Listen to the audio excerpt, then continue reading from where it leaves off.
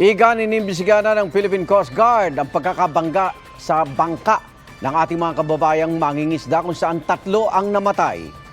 Sinisikap ng Philippine Coast Guard na makontak ang may-ari ng nag-iisang barkong dumaan sa lugar nang mangyari ang insidente. Ikinwento naman ng ibang mangingisdang nakaligtas ang naranasan nila. May unang balita si Chino Gaston.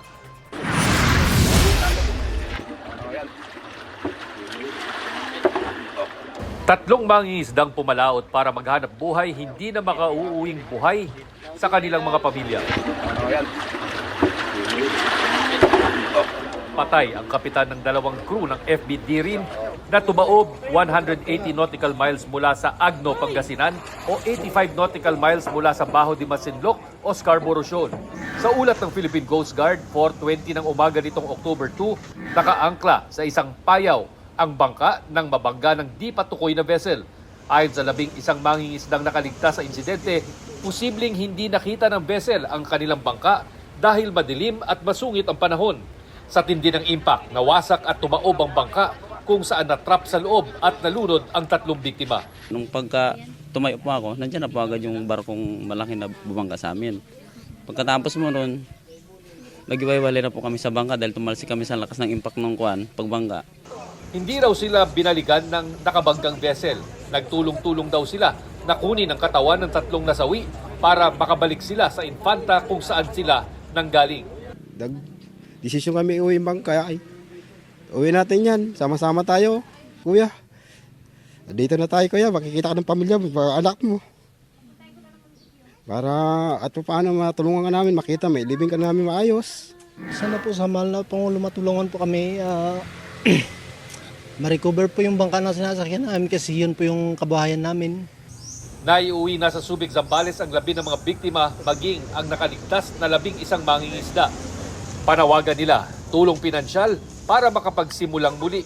Tulungan niyo kami kasi 5 po yung anak niyo. 5? May baby pa po ako. 9 months.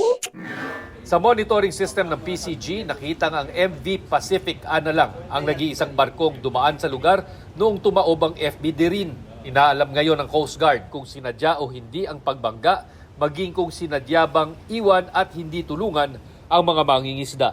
Mahirap magturo sa kasalukuyan, hindi po dapat tayo magturo muna. Kailangan matapos ng mabilis at extensive yung ating investigation. At yan naman po ang ginagawa natin. Collision kasi to, we need to get both sides para malaman natin. Nakausap na ng Philippine Coast Guard ang mga nakaligtas na mangingisda. Sinisikap din nilang makontak ang may-ari ng barko na rehistrado sa Marshall Islands at bumibiyahe mula South Korea patungong Singapore. Si Pangulong Bongbong Marcos tiniyak na gagawin ang lahat para mapanagot ang mga responsable sa insidente. Tutulungan din daw ang mga mangingisda. Nagpaabot din ng pakikiramay ang ilang senador. Parang hit and run incident yan eh.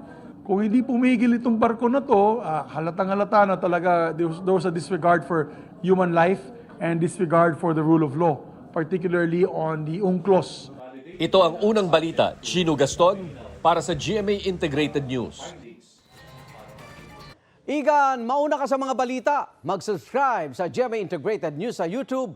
Sa mga kapuso abroad, subaybayan nyo kami sa GMA Pinoy TV at sa www.gmanews.tv.